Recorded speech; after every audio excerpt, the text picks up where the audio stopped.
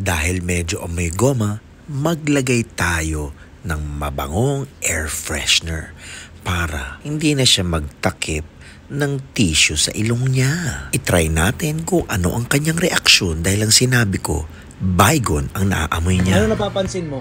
Amoy, sir. Mabango. Mabango, no?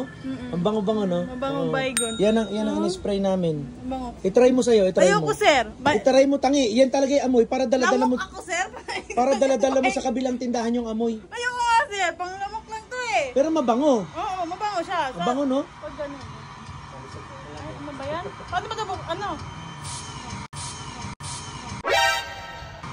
Bango. Bango. Bango.